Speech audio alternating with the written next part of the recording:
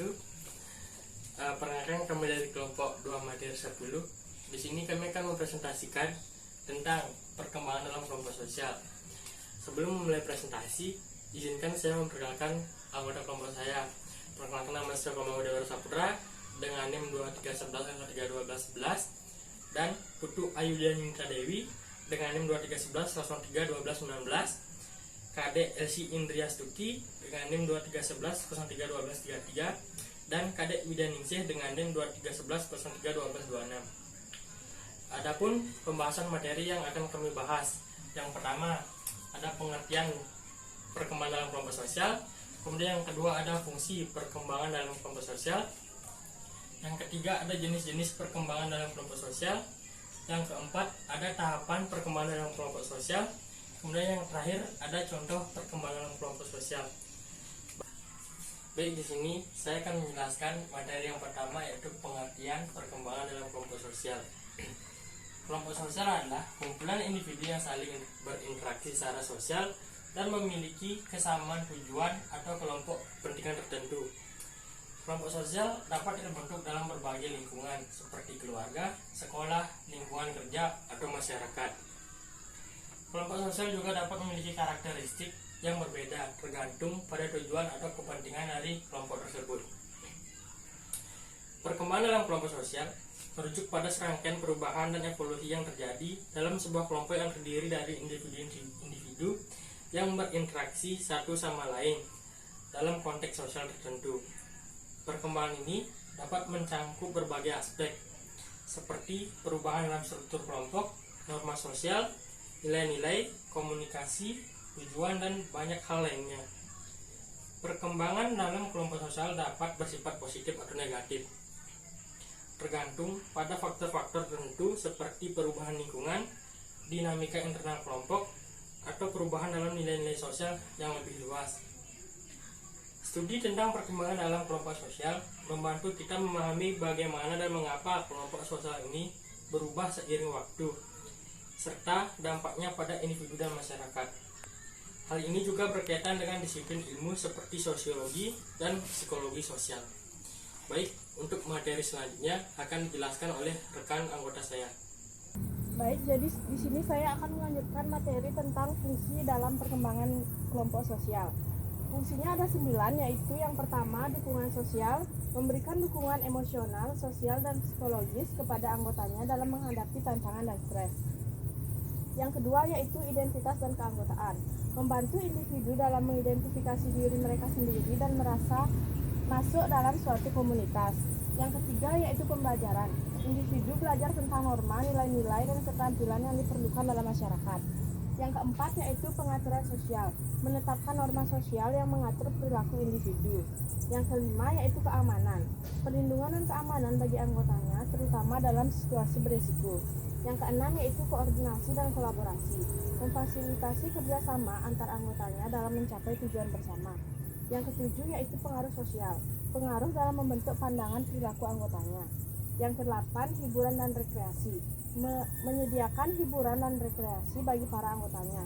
Dan yang terakhir 9 yaitu pengembangan keterampilan sosial, membantu individu dalam mengembangkan keterampilan komunikasi, negosiasi, dan kepemimpinan. Selanjutnya akan dijelaskan oleh teman saya. Baik, di sini saya akan melanjutkan materi selanjutnya, yaitu jenis-jenis dalam perkembangan kelompok sosial. Yang pertama ada perubahan struktur. Perubahan dalam jumlah anggota, hierarki atau komposisi kelompok. Yang kedua ada perubahan norma sosial. Norma perilaku dalam sebuah kelompok dapat berubah sejalan dengan perubahan budaya. Yang ketiga ada perubahan dalam nilai. Kelompok sosial dapat mengalami perubahan dalam nilai yang dianut. Yang keempat ada perubahan tujuan. Kelompok sosial dapat mengubah tujuannya seiring dengan waktu. Yang kelima ada perubahan budaya. Perubahan dalam budaya kelompok adalah bentuk perkembangan. Yang keenam ada perubahan komunikasi. Munculnya media sosial telah mengubah cara banyak kelompok berkomunikasi. Yang ketujuh ada konflik. Kelompok sosial juga bisa mengalami konflik internal.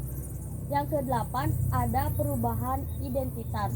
Identitas kelompok dapat mengalami perubahan.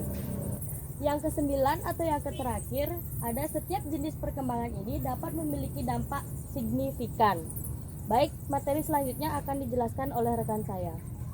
Baik, jadi di sini saya akan menjelaskan materi yang terakhir, yaitu tahapan perkembangan dalam kelompok sosial. Tahapan perkembangan dalam kelompok sosial ada 6, yaitu yang pertama, pembentukan kelompok. Individu yang memiliki kesamaan tujuan atau kepentingan tertentu saling berkumpulan dan membentuk kelompok. Yang kedua yaitu pemilihan peran. Anggota kelompok akan memilih peran yang akan mereka ambil dalam kelompok. Yang ketiga, nilai. Norma dan nilai menjadi panduan bagi anggota kelompok. Yang keempat yaitu konflik. Konflik dapat muncul karena perbedaan pendapat. Yang kelima yaitu keputusan. Keputusan merupakan hasil dari diskusi dan pembahasan kelompok. Dan yang terakhir, perubahan. Perubahan dalam kelompok dapat terjadi ketika tujuan atau kepentingan dari kelompok tersebut berubah. Sekian dari saya, terima kasih. Baik, di sini saya akan menjelaskan materi tentang contoh perkembangan dalam kelompok sosial. Yang pertama ada perubahan dalam struktur keluarga, misalnya perubahan dalam pola keluarga yang awalnya terdiri dari keluarga inti, orang tua, dan anak-anak, menjadi keluarga yang diperluas, misalnya ketika orang tua, anak-anak, dan kakek nenek tinggal dalam rumah yang sama.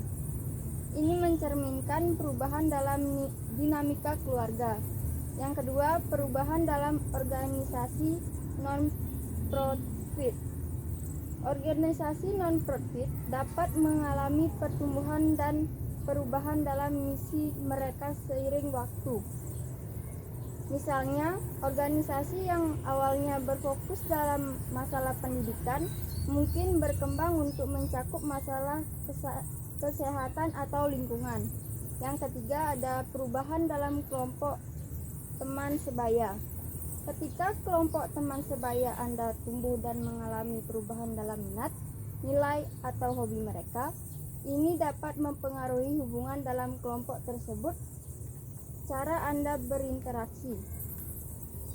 Yang keempat, ada perubahan dalam organisasi pemerintah. Pemerintah dapat mengalami perubahan dalam kebijakan, kepemimpinan, atau struktur administrasi mereka.